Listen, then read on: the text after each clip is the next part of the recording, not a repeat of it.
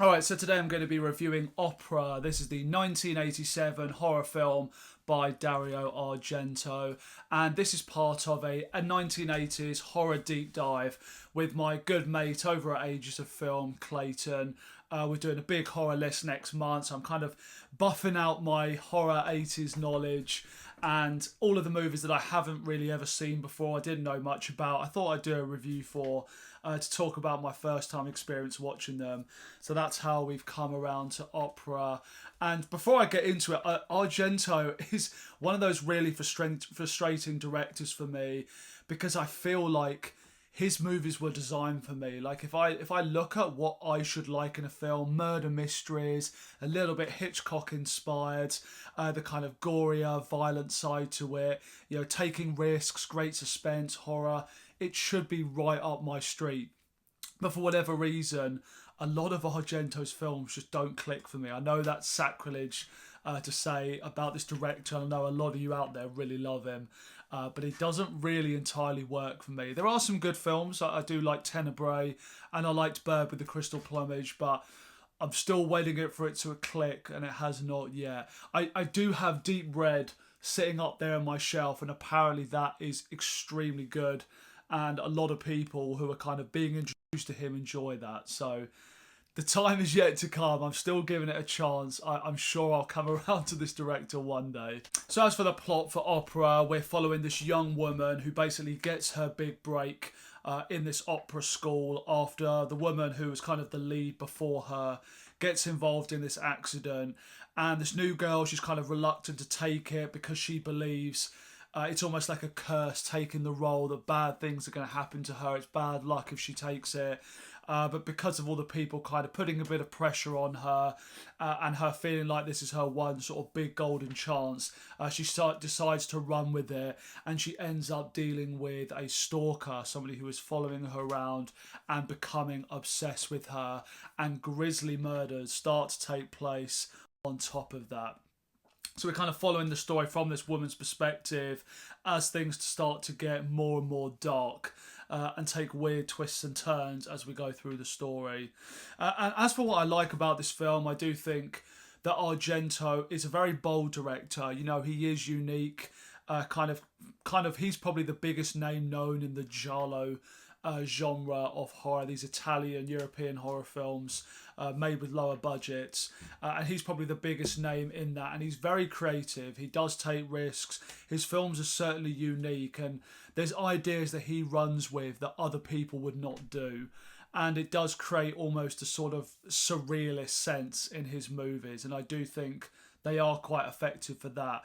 As I've said, there are some other films that do it a bit better for me, but even at moments during this, there is genuinely creepy and suspenseful moments where it builds tension in a way that I don't think a lot of other directors around this time were really doing.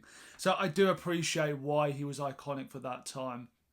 I think as well, it's a very brutal film, and there's definitely some very memorable scenes and images you're going to get in this one that will stick with you after it. I mean, just from the poster, the whole thing with the girl having the tape around her eyes with the needles. The way that's kind of utilised throughout the film, getting her to kind of watch these murders take place, it's grisly. And it's very unsettling, and it certainly will stick with you. Part of me does wonder whether he had that idea and kind of built the film around that. It felt like he had this iconic image, and the ideas came around from that. But you can understand, because it makes for a great poster, and they are some of the more memorable moments throughout this movie. And I do just like the concept and the setting as well, kind of a bit of inspiration taken from Phantom of the Opera. It is like a giallo Phantom of the Opera, and just kind of following this mystery taking place in this location of this woman being stalked. It's quite intriguing, and in those big kind of opera halls where you have lots of rows and stands up in the height of the place where people can be kind of watching you. I do like that kind of sense of paranoia we go through with this lead character, where she feels like she's being watched at all times and she can never really relax. I kind of like that feeling, and I do think Argento definitely does understand that kind of, especially when it's usually targeted against women as well. That sense that somebody's either lusting after them or has an obsession with them, and they're always watching, always following them around. You do get that kind of slightly paranoid sense when watching this film, that you don't feel like any room, any place in this whole area is safe. So I do think he kind of does a nice job of creating that atmosphere around this.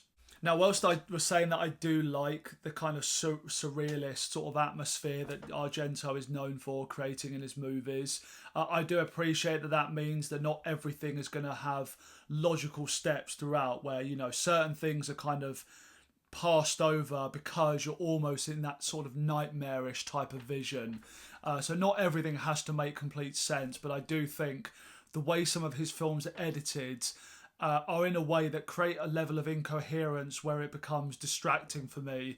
And I noticed that a number of times in Opera. There's something about his editing style which I just find strange, and yeah, it doesn't really work for me. I can't understand why for so many people they don't kind of pick up on those. Well, not they don't pick on those issues. Maybe they just love the director so much they don't notice it and it doesn't bother them so much. But for me, there's loads of moments I found where I was really getting into a scene, and then suddenly there's this bizarre moment of editing which really just kind of takes me out of the moment. And I noticed that stuff through a lot of Argento's work, and particularly with Opera. A couple of other creative choices as well. That heavy metal or kind of rocky 80s soundtrack he's using here are just completely inappropriate moments, which really kills the suspense. Like when he's got that dark, quiet music, especially within the house as well, it's creating this really great atmosphere. And then suddenly in the middle of it, he just starts up this soundtrack playing one of these metal songs, and you're like, what's this? It feels like it was put on there by accident or something. It was a totally bizarre creative choice. I've got no idea why he wanted to do that. I have actually seen some people have pointed this out about a potential issue with the film. I'm like, there ain't no potential about it. It's terrible. It's a horrible creative decision, and simply just does not work within the atmosphere that this movie is trying to go for. And just the other kind of typical Dario Argento weaknesses I tend to find with some of his movies.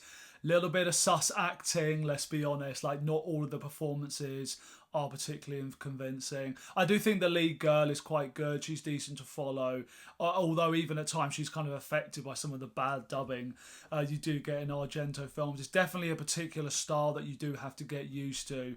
And obviously a lot of these European films were made on a budget. They were often redubbed back in the studio because they had European non-English speaking actors as well. So some of it's a little bit distracting at times, impossible to notice. But yeah, not always the strongest performances in his movies, and I do think sadly this movie is also guilty of that. My biggest issue overall though is that ending. I just think the ending is a complete misfire. Like, there's a certain point after the story is resolved, I thought that would have been a great way to kind of end that when they're out in the countryside.